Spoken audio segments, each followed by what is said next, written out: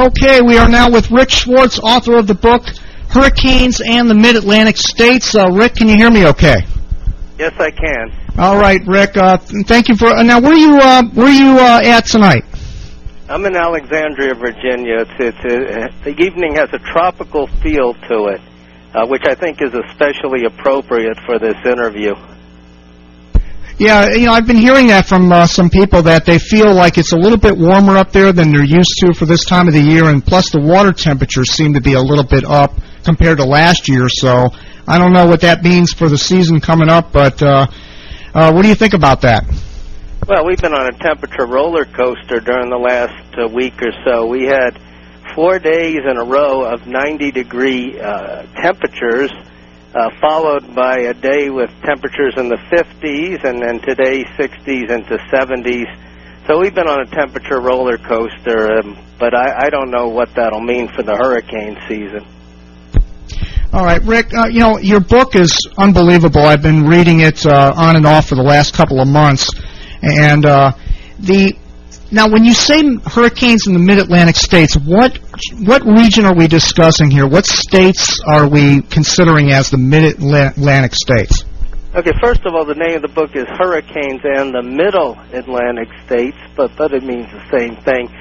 My focus is on Virginia, Maryland, Pennsylvania, Delaware, New Jersey, and the neighboring states, to a large extent, North Carolina and New York.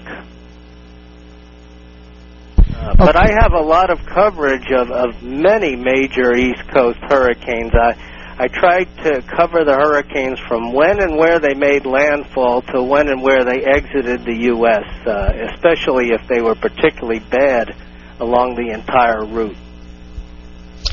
Now, what exactly does the book cover, and why is this a significant book for people to read? Okay, for the first time in 400 years of recorded history, the Mid-Atlantic region has its own hurricane history book. Now information about the section's significant tropical cyclones can be found in a single source. And the book profiles the important hurricanes since the founding of Jamestown. I don't profile every hurricane, but the significant ones, and I have close to 100 that I ended up profiling. So we've had a lot of bad hurricanes over the years, just not recently. The book provides an understanding of the region's hurricane risks, offers a basis for comparison to future storms, and is useful in disaster planning. And it certainly fills a void in weather science book collections. And it has the largest collection of regional hurricane history-related photographs ever to appear in a book. Wow. You do have a lot of photographs in there. Some of them go way back into the late 1800s. Really, really amazing photographs of flooding, places like Virginia, Norfolk area, and the areas that you know that they're vulnerable to flooding, but until you actually see it in photographs, because it's been such a long time since that area, Norfolk, has been underwater, the pictures just speak volumes in this book. But there's a lot of interesting charts and graphs and breakdowns in the book that kind of give a whole perspective on tracking hurricanes, how they develop. I mean, you go into the whole 9 yards in this book. But it must have taken you a long time to put all this stuff together. How long did it take you to put this book together? And tell us a little about that. It took me 7 years. 7 years of intensive research. I drove about more than 10,000 miles. Went to countless number of libraries and countless number of rolls of microfilm, and did about 100 interviews. Made extensive use of important meteorological libraries like the NOAA Library in Silver Spring. And after 7 years, I was able to put out a book. Wow. That's very impressive. Now, I do have the link at Hurricane City at the very top of the site to the page where you can purchase this book. But Rick is going to give away one autographed copy tonight to a person that answers the question that Rick will ask when we open up the phone lines. We're not quite ready to do that yet, but if you want a copy of this book, you better be right by your phone and be the first caller to call in, and Rick will ask you the question. Rick, there's been a lot of hurricanes that have been pretty impressive up in the Mid-Atlantic, but I have to ask you, it seems like, why is it that a lot of these hurricanes get up there and they seem to not come apart, but they don't have the same intensity that they had when they were down in the tropical areas, down near the Bahamas and down near the Caribbean, and they get up there and it just seems like, not all of them, but most of them, they seem to weaken down to Category 1s and 2s. Why do you think that is, and do you think that we're going to see more powerful hurricanes coming up here in the Mid-Atlantic with the increasing sea surface temperatures? We'll undoubtedly see more powerful hurricanes, and more of them hurricanes that will do things that a lot of people won't believe, if history's any guide. And hurricane history just seems to be so repetitive over a long period of time. By doing a book that covers 400 years, I had quite a panorama to view historical hurricane cycles and patterns. And I guarantee you, we will someday see hurricanes that people in this region won't believe possible. We've had a lull for the really bad hurricanes, especially in the last couple of years. They don't always weaken, like you say, but in recent years they have. It's just amazing the dearth of big hurricanes in recent years. In the last 5 years, we haven't had a single Category 2 hurricane even make landfall along the coast north of Florida. We've had 10 Category 2 or stronger hurricanes make landfall along the Gulf Coast. The last Category 2 to make landfall along the east coast north of Florida was Isabel in 2003. To get a Category 3, you have to go back to 1996 in Fran. And the last Category 4 to make landfall on the east coast north of Florida was Hugo in 1989. It's just the lack of significant hurricane activity in recent years on the east coast has been amazing, especially when you contrast it to what's been happening along the Gulf Coast and the east coast of Florida. Rick, I saw a documentary on, I think it was PBS, or I'm not sure what channel I saw this on, where they were talking about if the ocean temperatures keep continuing to increase, that we could potentially see the moist areas that are normally trapped below 30 degrees north for hurricane development actually expand further north, which maybe I took this out of perspective, but it meant to me, by looking at the pictures they were drawing up, that actually the intertropical convergence zone would shift further to the north, and that would potentially draw more significant hurricanes into the further north in the United States. Do you think that that's possible, or have you seen that documentary? I haven't seen the documentary. Hurricanes are very cyclical, and this region will have a truly active period coming up, and that's more historical than anything else. But my concern about higher sea surface temperatures is that the strong hurricanes will hold together more when they get into populated areas up north, such as the New York City area, such as the Hampton Roads area, so that if the water was cooler, a storm may decline from, say, a Category 3 to a 2 or 1. But if the water is warmer, especially up near New York City, it may not deteriorate all that fast, and we could have a Katrina. Yeah, that 1944 storm comes to mind here. Can you tell us a little bit about the 1944 hurricane? Yeah, it's known as the Great Atlantic Hurricane in 1944, and that is the standard for the last 100 years for mid-Atlantic region-wide coastal hurricanes. It was a strong Category 3 as it brushed just along the shoreline, and it produced a tsunami-like wave effect, the storm waves that rode astride the storm surge along the entire length of the New Jersey coast. And witnesses generally described as three enormous waves, 30, 40 feet high, that came ashore and did most of the damage along the immediate shoreline within minutes. Now, it wasn't a true tsunami. It didn't have as much ocean behind it as a true tsunami. So that after a block or two, the wave quickly declined and did much less damage. But along that first row of houses, it was a tsunami. And if anyone was on the beach, it would have seemed like a tsunami. Yeah, we have a picture up right on the screen right now of a building that was heavily damaged. Looks like a two-story apartment complex, maybe. In Atlantic City. Yeah, cinder block. Looks like it's CBS Construction. That thing is just peeled apart like a banana. That must have been really tremendous. And you know, Rick, I don't think you heard the beginning of the show. I mentioned about the swine flu situation going on and how people are accusing the media of overhyping this situation. And I kind of draw a parallel to hurricane coverage. How when a hurricane is heading towards the eastern seaboard, there's a lot of people like to consider it as overhype. And then when the hurricane misses and goes off into the Atlantic and never hits, goes between Bermuda and Cape Hatteras and heads out harmlessly out to sea, all you hear is complaining about how it was overhyped. I had to go to the store and buy all my supplies, and it never hit.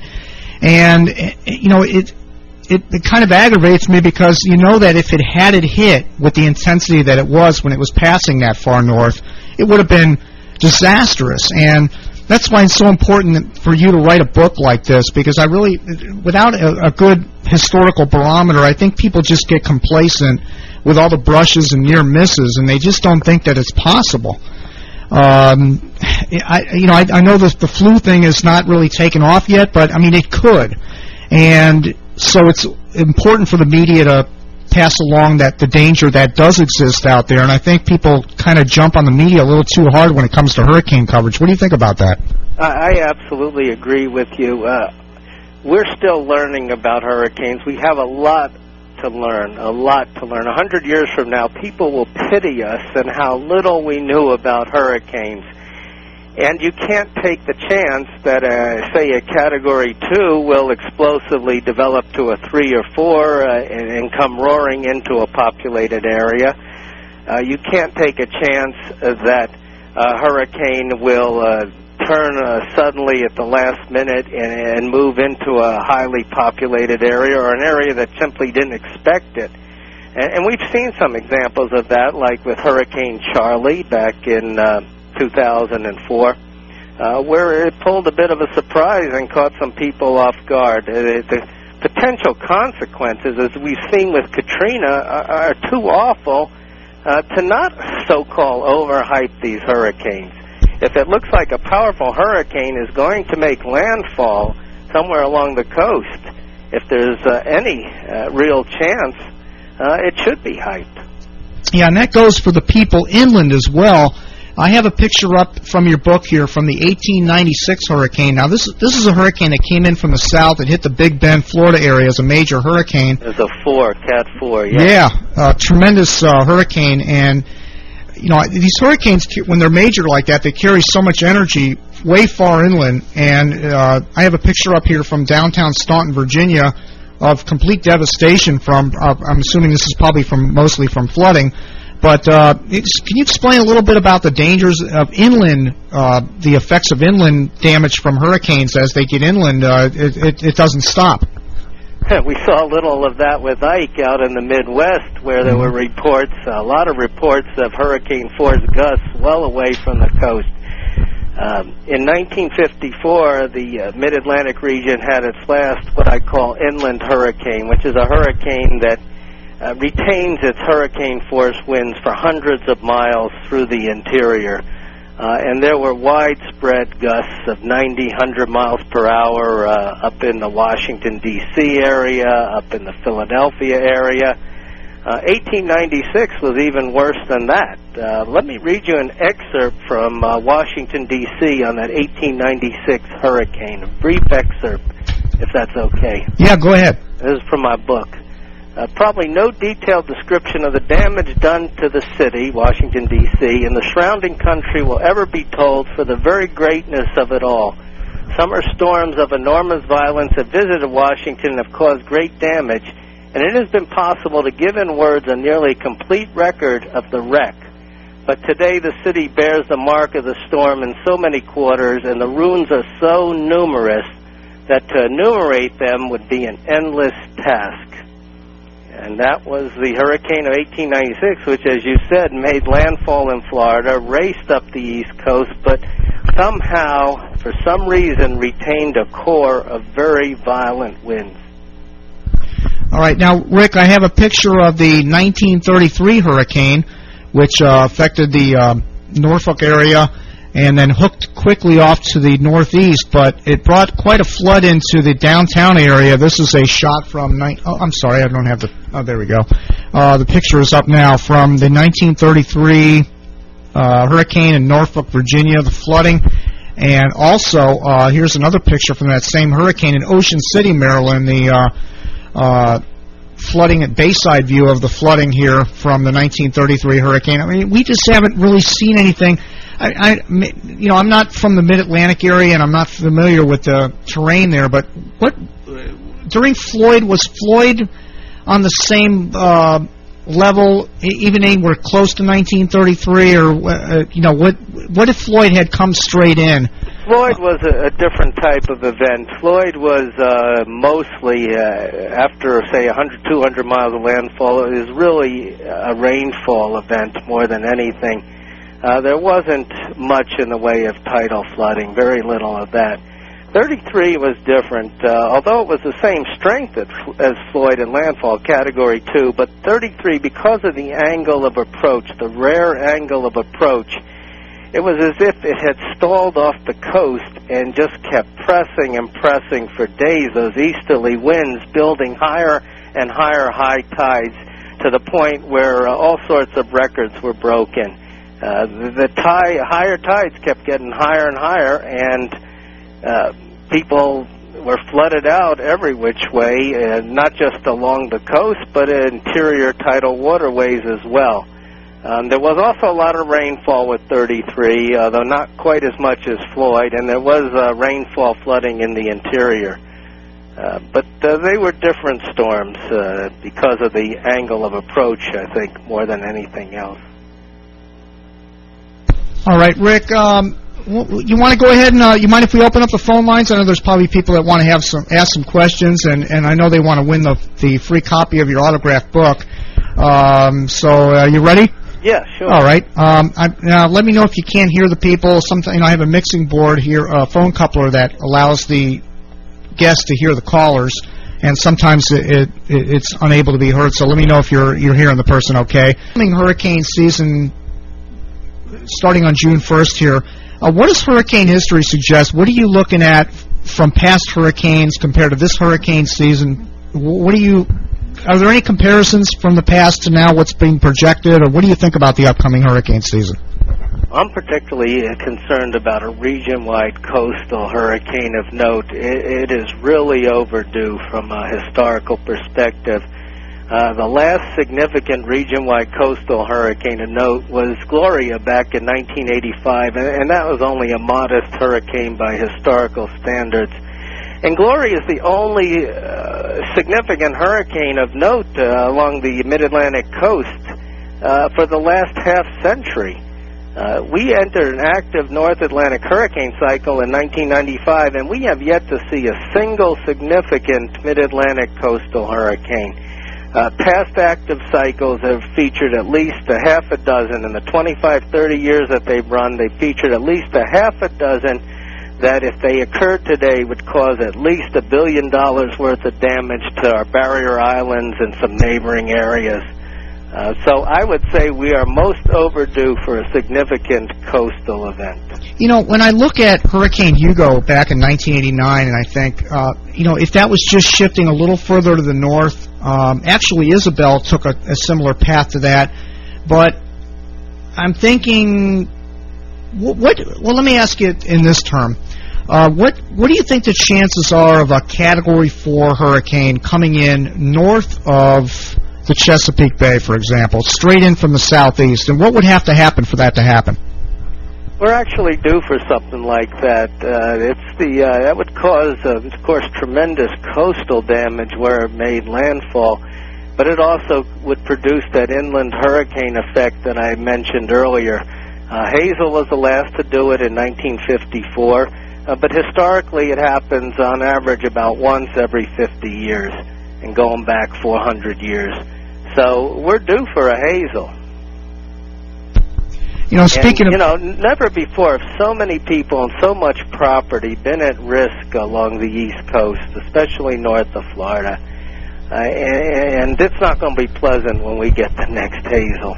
Yeah, I have a picture up on the screen right now from 1954 Hazel at the National Guard Armory in Dover, Delaware. It looks like quite a bit of wind damage there from that. Straight line wind damage. That was not a tornado. It wrecked the armory. Gusts were at about 100 miles per hour. And yet the center of the storm passed about 100 miles west of the armory. Hazel had a huge swirl of high winds. Okay, again, that devastated Florida and even the northern Gulf Coast on the way inland in the northeast. Okay, we do have a caller. Let's go ahead and get this. Oh, we missed him. Sometimes people call, I don't catch it fast enough. We have a blinking light here, so try calling back. I know, Fred, you're probably listening out there tonight from Long Island. Now, the 1938 hurricane, I know that did not come into the mid-Atlantic, but, these hurricanes can be very powerful, and then all of a sudden they accelerate as they're coming in towards the coast, and we could see a hurricane race right up into the northeastern United States with a tremendous amount of power. What do you think? All right, let's try to get this call again here. Oh, crying out loud. Is this thing working?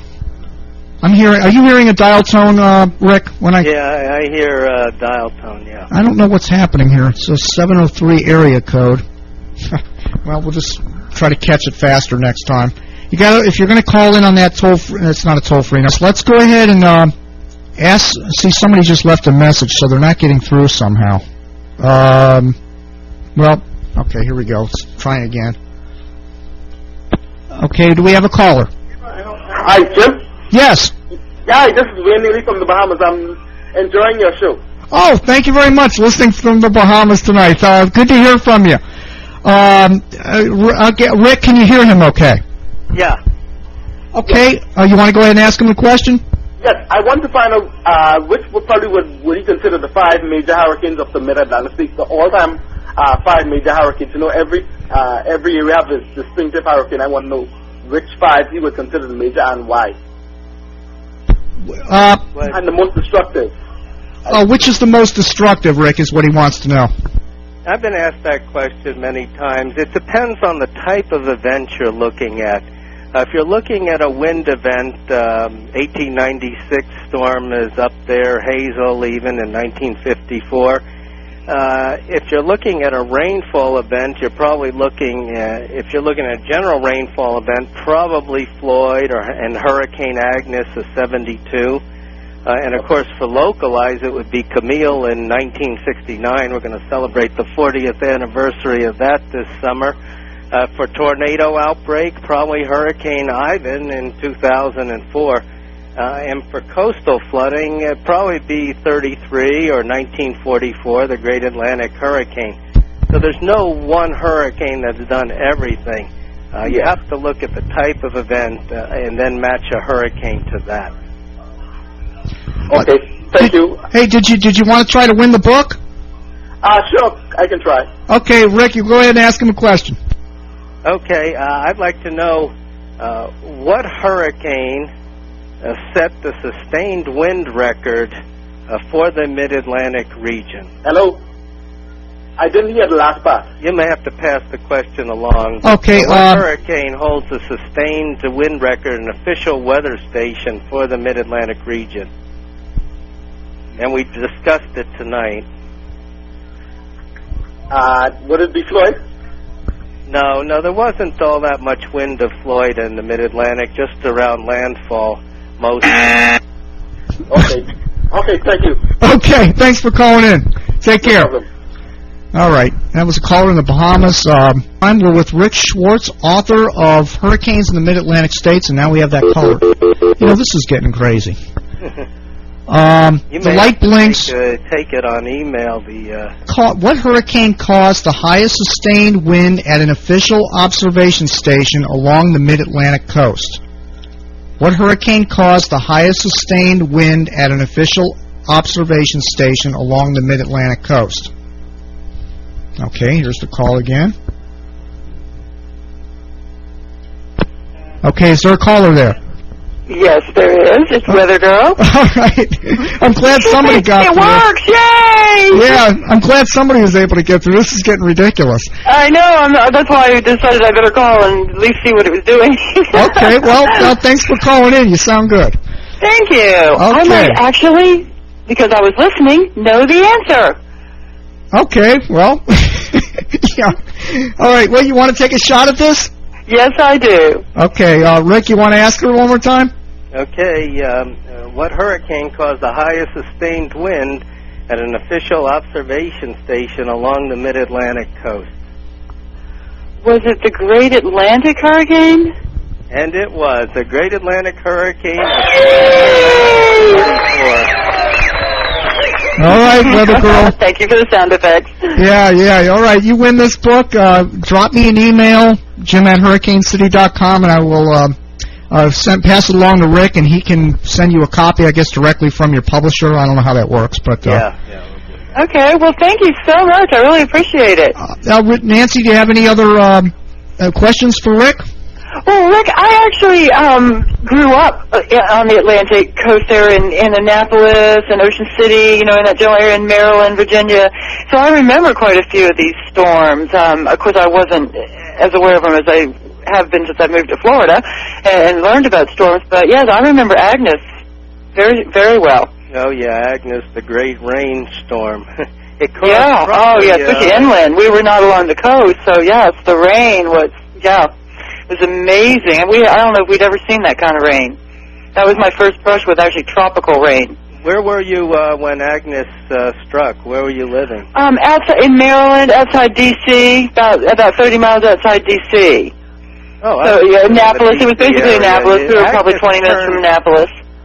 Agnes turned what was normally these little trickles of a creek into raging rivers 100 yards or more wide. It was unbelievable. Right. There's so much water in that area. So many creeks and rivers and bays, and everything was flooded, and it lasted days too, from what I remember. It wouldn't leave the Mid-Atlantic alone. It kept lingering, and that was one of the problems. It didn't want to leave. It briefly went out to sea and then came back inland.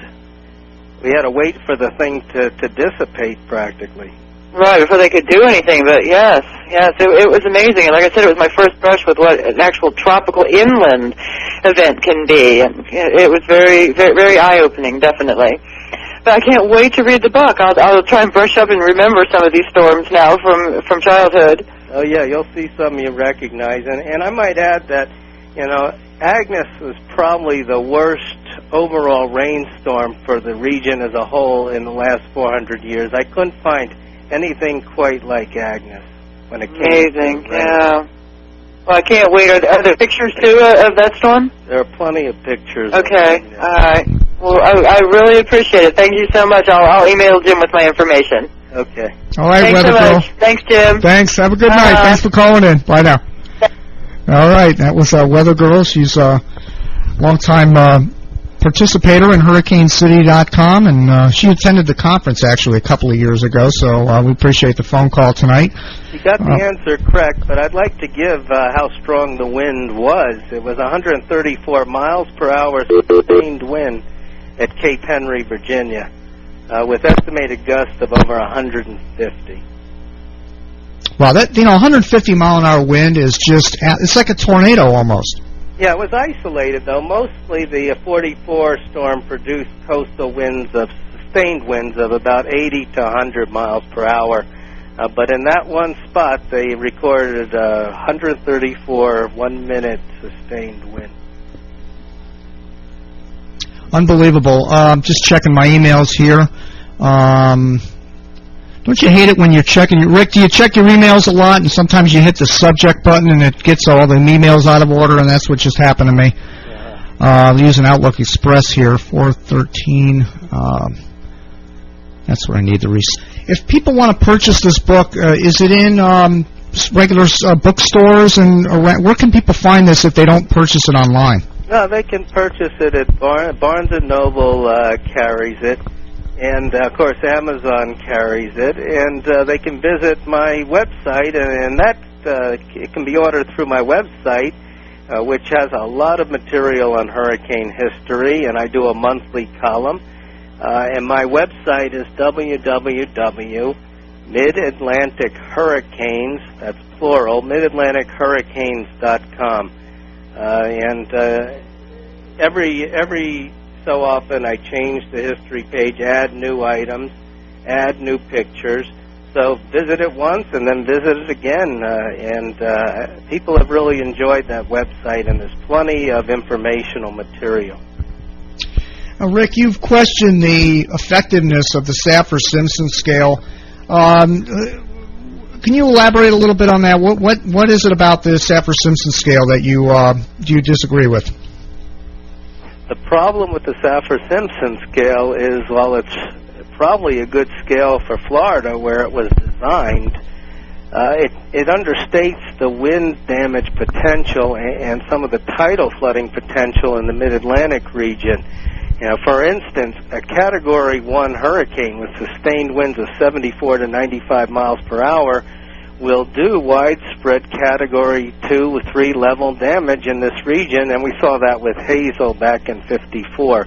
Hazel very quickly became a Category 1 hurricane, but the damage corresponds with Category 2 and 3. Isabel, 2003, once it crossed into Virginia, it was downgraded to a tropical storm, not even a Category 1, yet there were billions of dollars of wind-related damage from Virginia on north.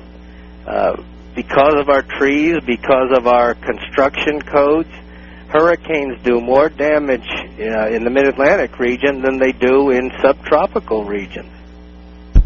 Well, you know, I understand the discrepancy between the wind and the surge on the Saffir-Simpson scale, but honestly, the hurricanes that I've been in, it seems that they've nailed the wind aspects of it, though. The Herb Saffir, I guess, was the one that designed the wind part of it, and it seems to me that the damage that they describe for each category on the scale seems to be pretty accurate. For example, and you probably know about this hurricane very well yourself, in 1993, Hurricane Emily came into the Outer Banks of North Carolina as a Category 3 hurricane and abruptly made a U-turn and went back out to sea. But the brief time that it was over land, it tore up a lot of roofs and did a lot of wind damage for the very short period of time that actually the western eye wall was over land, over the Outer Banks, and then it went back out to sea. But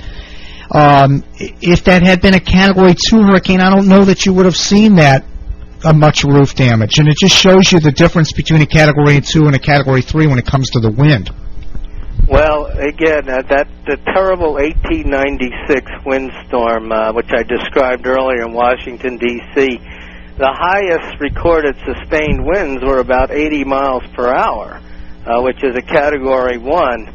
But the damage, the structural damage, and the damage to trees, the arboreal damage, was enormous. It was clearly corresponding with a higher level on the Saffir-Simpson scale. So at times that scale may appear accurate, but the fact is, with Isabel, with Hazel, with the great storm of 1896, it would have understated the wind damage potential. Mm-hmm. Okay, so what would you suggest they do with this Saffir-Simpson scale? Well, I think the Saffir-Simpson scale is fine for areas where it's been proven, but I think you have to take a closer historical look, especially areas north of the Gulf Coast in Florida, and see if it really will correspond closely to what will happen when an actual Category 1 starts tromping through the interior, that sort of thing. Okay, we have a caller on the line? Hey, Jim, it's Bill from Virginia Beach. All right, Bill Phillips helps me with Hurricane City here, and I guess, Bill, you have a question for Rick? Yes, in researching this book over the last 7 years, My first question is, what is the most memorable interview that you conducted for this book? Well, that's a good question, too. The most memorable interview I conducted is with the man who witnessed that tsunami-like wave on the Great Atlantic Hurricane in 1944. I guess you've seen some pictures from Atlantic City. He lived right where those pictures were taken. And I interviewed him, and he had an incredible story. Even getting in touch with him was a surprise. I saw accounts of this tsunami-like storm wave in newspapers from that time, and I was thinking to myself, I'd love to interview someone who actually saw it, but it's probably not possible.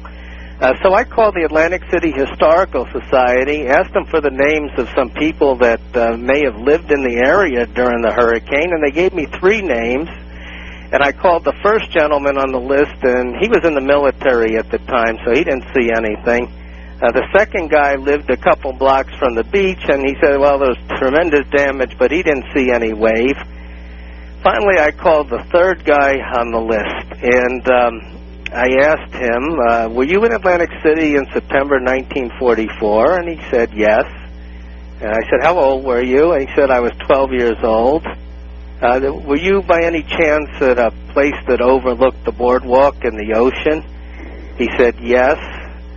And I paused for the next question because I said, he's going to think I'm crazy.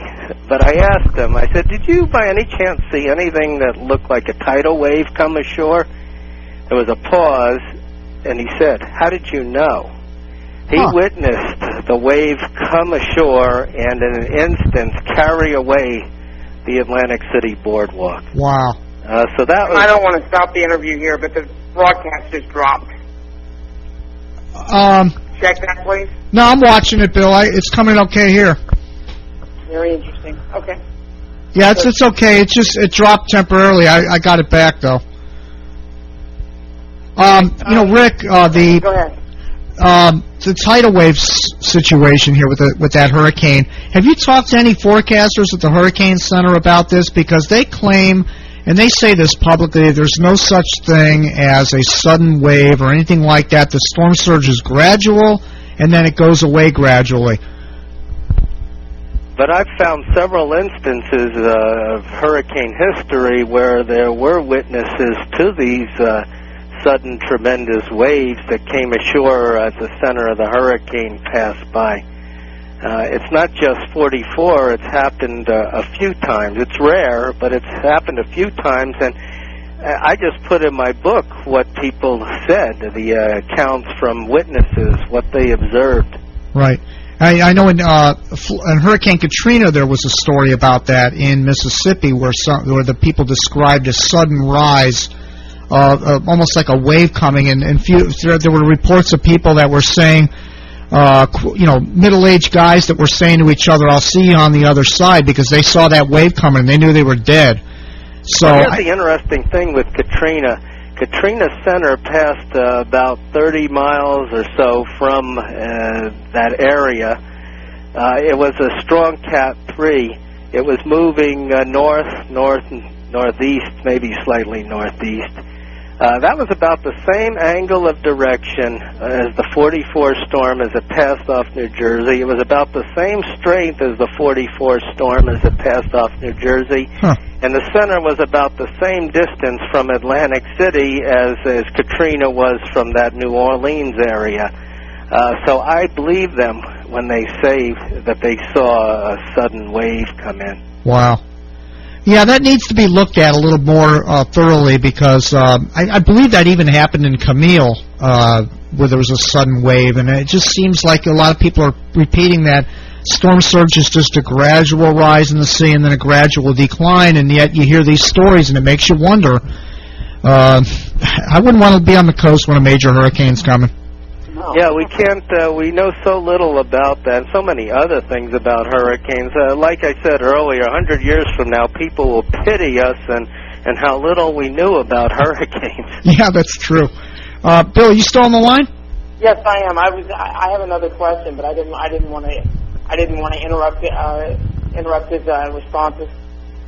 Go ahead. What is in your opinion, from researching the book and years of researching hurricanes, Rick, what is the biggest misnomer you think people have about middle Atlantic hurricanes, and why? I think the greatest concern I have, or misnomer, is that there's so little knowledge of hurricane history in the region, other than what maybe people experienced in recent years.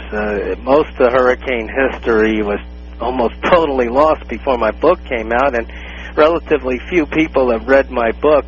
There is a widespread lack of knowledge of how bad things can get around here with our worst hurricanes, our worst windstorms, our worst coastal storms. There are storms in history that we just have not seen in our lifetime, but they'll be back. Yep, definitely. Definitely. All right, thank Bill. Thank you very much, gentlemen. Rick, thank you for your time, and Jim, great show as always. I will talk to you later. All right. Take care, Bill. Have a good night. Thanks a lot. Good night. Yep. Now Bill lives in Virginia Beach, and that may someday be ground zero. Well, you know, him and we've talked. I should have brought that up while I had him on the phone, but you know, he is probably going to evacuate for anything more than a Category 1 hurricane, and what we were thinking about doing is getting him a webcam in a evacuation shelter in the area during a hurricane in the Mid-Atlantic, so that we can kind of see how it all plays out from a shelter perspective, because a lot of people don't get to see how that how people respond to the sound of the wind, to the approaching water, that sort of thing, and I thought that would be an interesting perspective.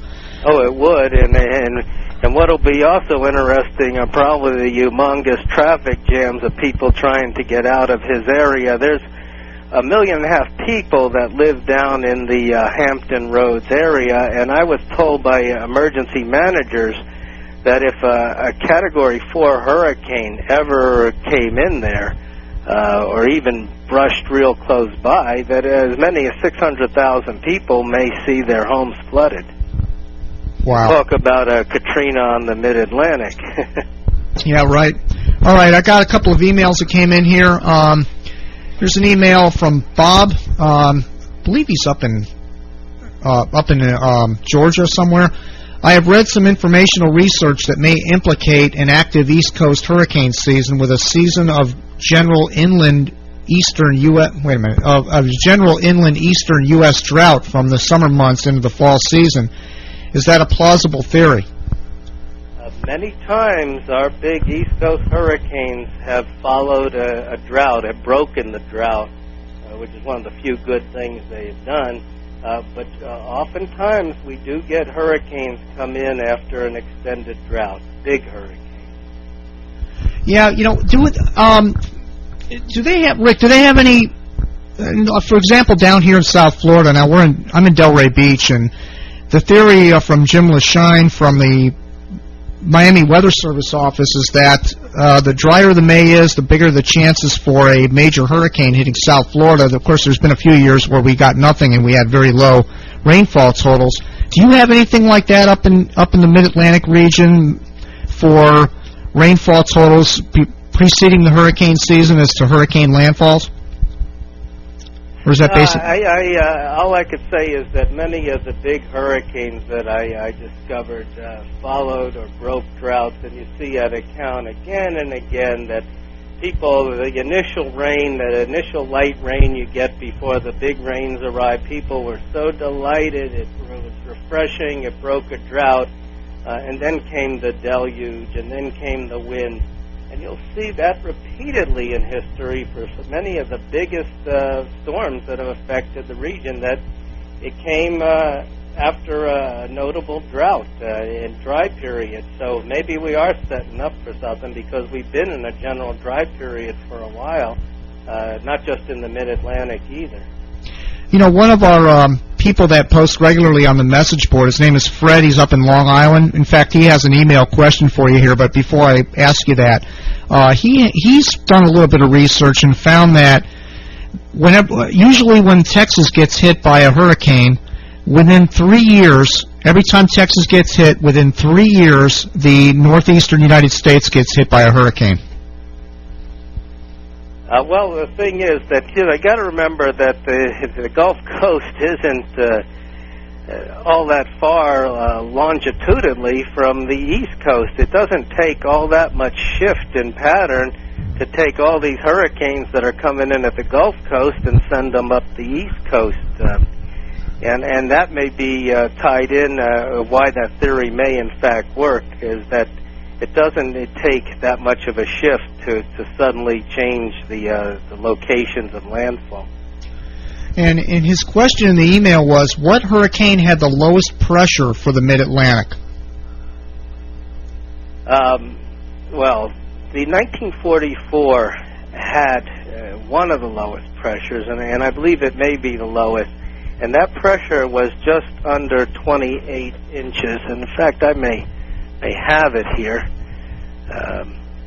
27.97 inches. Wow. On Cape Hatteras, and that's the lowest that I was able to find. Yeah, that's pretty tremendous pressure. The lowest pressure I've ever been in was with Wilma. It was 28.56 inches on my barometer here. But when it gets into the 2700s, that's really unbelievable. That's when you know you're in trouble. Yeah, well, 2797 with winds over 100 miles per hour. That's unbelievable. Well, all right, Rick, if there's any closing statement you would like to make tonight towards the people, specifically in the region of your book, what would be your parting message to the people with the upcoming 2009 hurricane season? It would be to learn about hurricane history. For the first time in 400 years, you've got a book source to learn about it. Or if you don't want to buy the book, you can visit my website, www.midatlantichurricanes.com. But learn about hurricane history. Learn what's possible in this area. Learn how bad it can get when it gets bad. All right, Rick. Well, I appreciate you taking the time tonight to come on the show and talk about the Middle Atlantic states. I keep saying Mid-Atlantic. I got to stop that. Hurricanes in the Middle Atlantic states. Rick Schwartz. Great book. Lots of pictures, lots of interesting stories, and a lot of history there. Some of the pictures you saw on the broadcast tonight are just a sprinkling of what's in this book. Tremendous job, Rick, on this book, and good luck to you. And I hope to meet you someday. I don't know if you ever attend the conferences or get out in the weather to meet the people in the weather business. Well, my parents winter in Florida in the Fort Lauderdale area, and I visit them at least once each winter, so maybe we can get together then and exchange hurricane stories. Oh, that would be fantastic. I'd love that. In fact, that would be great. Maybe we can make an announcement. Maybe some people could show up. We could have a meeting place somewhere, and maybe some people can get to meet you in person. That'd be great. So, drop me an email if you're planning on coming into town. I will. All right. Rick, thank you very much, and good luck with the upcoming hurricane season. I hope I can contact you maybe if something's coming your way. We can get a little bit of storm reports from you or get a feeling of what's happening out there. Well, that's fine with me. All right. All right. Good luck in your book, and you take care of yourself. Thank you. All right. Good night. Good night. All right. That was Rick Schwartz, author of the book Hurricanes and the Middle Atlantic States.